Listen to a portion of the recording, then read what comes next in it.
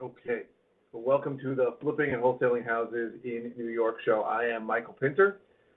Hopefully you got that. I am Michael Pinter, where I teach you how to start flipping and wholesaling houses, or if you're already doing it, how to grow your business. My mic is far away. Hopefully this will work better. A couple things. So I got a weird question. It's a strange question, but I'm going to answer it on my new quest to answer every question. So it's, why do sellers trust wholesalers? So this came from someone I think who doesn't really understand how things work, but I'm going to explain it anyway. So let's talk about outside New York and inside New York. So outside New York, in 49 states, a seller will trust a wholesaler because most of the time, wholesalers are just saying they're going to buy the property. Sellers are going to go in 49 states into contract because it's an easy thing to get into. Transactions happen between a buyer and a seller. So a buyer and a seller agree on a price. The buyer pulls out a contract, signs it. It's easy. Seller can pretty much get out of contract whenever they want. The buyer can too. In New York, much more difficult to get into contract, much more difficult to get out of contract. So if a person ends up being a wholesaler that gives a seller an offer to buy their property, and the seller wants it, the seller may or may not trust him, but if there's enough of a deposit down, right, which typically, if you don't negotiate it less, it's 10% of the purchase price. If you're buying a property for $300,000, so you're only going to put up $30,000. Again, you can negotiate it down, but it's going to be significant most of the time. So the seller feels like this guy is going to probably move forward. If he has an attorney, this wholesaler has an attorney, he's talking about my attorney, seems like he knows what he's talking about, and the price is right, they're going to go about the process to get under contract. Now, in general, in most situations, a wholesaler doesn't tell the seller that they may wholesale the property. Some do. I have friends who do. I am not as transparent as I think I should be, because my thinking, and this could be just some stupidity in my head, is that a confused mind says no. So if I get into talking to someone about giving it to somebody else, a lot of minds are going to go, well, if that second guy is not good, then I'm screwed. Right? People don't really understand how when I go into contract, I don't have any outs in that contract. I can try to convey that, but if I get into the fact that there's another party involved, they don't. Now, maybe I should explain that I do wholesale property sometimes, but sellers usually trust me when I'm buying property because I am going to actually give them the price that they want every single time. So the price that I offer is the price that I'm going to pay. I may assign it for more, but they're going to get what we discussed, or I may close on it at that price. But I can show proof of funds, and in general, the way it works is that you have to seem like you know what you're talking about. Now, this, I hesitate to say that because I'm afraid people who are new are going to say, well, I don't know what I'm talking about. That's true. You probably don't know. Just like I didn't know. The only way to know what you're talking about is to talk to enough sellers that you're comfortable talking to them. So let me just see if this is even working. Yeah, it's working. Okay. So I typically, in my area in New York, I go and see the property. So, and during that time, I am also trying to figure out, I'm trying to figure out two things on an appointment. The first thing I'm trying to figure out is the repair estimate. So what needs to be done? It needs a kitchen, it needs a bathroom, it needs flooring, it needs 10 windows, that kind of thing. But I'm also trying to figure out if the seller has a problem that I can solve by buying this property at a discount. So again, and even take a step back, I do two things, right? I also list properties. So if the seller really doesn't have a severe problem, and the house is in decent shape, and they don't have a real reason not to list, I'm probably going to recommend listing it anyway. I gave a price today, two prices today to someone. I gave them an offer, and I gave them a listing price. I said, listen, if you're not in a rush, you should list it. You'll make more money. House is in okay shape. So again, the typical reasons that I'll end up buying a property at a discount, there are four.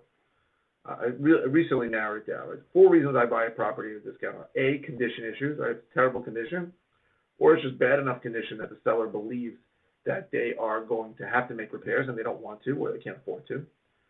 The second is a time reason. So either they need to close quickly, which is very rare in New York, or they just need to know that they're in contract and they need more time, right? I've bought more properties like that. People that did not want to be on a buyer's contract. Sorry, that's very loud. They're on a buyer's timeline, right? They didn't want to be on a buyer's timeline. maybe I've had situations recently where people were buying properties in other states, maybe that were being built from scratch, and they realized that the builder may take longer, and they wanted to get it under contract. So that if it takes longer, like I'll wait, right? I'll wait. So there's condition issues, there's time issues. Another one is municipal issues. So in our area, there's a lot of properties that have open permits, unpermitted addition, things like that, that I can deal with because I've dealt with them 100,000 times. And I'll buy a property, that has these problems, but an end user buyer may not. In many cases, won't. So I'm closing on something tomorrow that's got 2 open permits, right? And I'm going to deal with them. But a lot of end user buyers will not. In fact, that's not even conveying clean title. You can't convey clean title if there's an open permit or an open violation. And the fourth reason is tenant issues, right? So the most obvious is a non-paying tenant, but sometimes it's like a family member or somebody that they just don't want to be the bad guy. And they don't want to tell the tenant that they have to leave. They're fine telling the tenant, hey, I'm selling the property, and then I'm the bad guy, and I'm fine being the bad guy. And I bought a lot of properties through the pandemic where sometimes they were paying tenants, sometimes they weren't paying tenants, but in general, the issue is that there's a tenant there, and it's very, very hard. It's not impossible to sell a property, certainly a single family, in the open market when there's a tenant in there. Now, you may ask, why? If I'm a landlord, I would love to have a tenant who's paying rent. But here's the truth. The truth is almost every landlord wants to screen his own tenants. And most people assume that if you're selling a property with a tenant and the numbers seem to look right, that there's some kind of tenant problems that you're not telling them about. So those are really the 4 buckets that fall into, I'd say almost every time. Time, condition, municipal, or tenant issues. So that is why I buy. Now, in those situations, I feel, right, that I can provide a service to them, even if I'm buying the property at a discount, because, in essence, I am going to do what they can't do without me, right? They cannot go into the open market and sell the property in any of those situations if their situation is how I just described. So when somebody tells me there's a tenant in the property, my ears perk up, right? A, because I don't think they could sell it retail with listing it on the MLS, and B, most of my competitors won't buy occupied. I have no problem buying occupied. Most of my competitors won't. So when things fall into those areas, the reason why sellers trust wholesalers is because many of them felt like they had no way out. I bought properties during the pandemic. People had no idea that there was somebody out there that would buy a property with a non-paying tenant. And I bought properties with tenants that haven't paid in years. So that's really what we provide. And how they trust me is because I'm going to close. And I closed on a lot of these properties. I'm looking at 2, 4, 8 of them right now. Some of them multiple tenants inside that have to be evicted. But that's what's going on. There are a lot of evictions going on. So if you're someone who has a problem that someone buying the property, even at a discount, can solve, you are going to trust that person, assuming you're a relatively trusting person, to solve your problem. And when I go on the appointment, as I said, I'm looking for I'm looking for 2 things, right? I'm looking for a repair estimate and to determine if there's a problem I can solve. But I'm also going there to show them that I'm somebody who knows what I'm talking about, and that I'm somebody who they can know, trust, and like, so that I can take this problem off their hands. And when you're starting, you don't have to be afraid that they're going to ask you a question you don't know. You can say, listen, I really don't know, but I'll get back to you on it. And that's really the gist of it. You're never going to know everything when you start. You're never going to have every answer when you start. But eventually you become someone who people know, trust, and like, because you are someone, hopefully, who's not a jerk, and hopefully is not someone who's going to not do what they say they're going to do. And you become a person that's trustworthy over time by getting deals done. And it's not an easy leap to make, but again, if it's someone who I can help, I'm trying to genuinely help them. That's what I'm trying to do. I'm not trying to rip people off. I'm not trying to take advantage of them.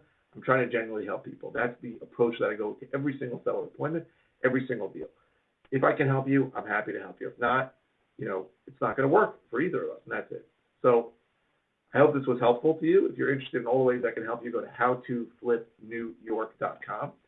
If you're interested in the other products I have, I don't even know what the links are, so we'll get them later. What else? Oh, if you're interested on YouTube, please subscribe. This came from a comment. Please keep the comments coming. I post 5 times a week. I don't always know what to say, so I'm begging you to please keep the questions coming. Simple questions are fine. If they're simple, I'll just reply with an answer. If it's something I've covered recently, I'll send you a link to a video. If something new, I'll do a brand new video on it. So thank you very, very much for watching. And you can ask a question about anything that's not have to be about the video you're watching. Thank you very much.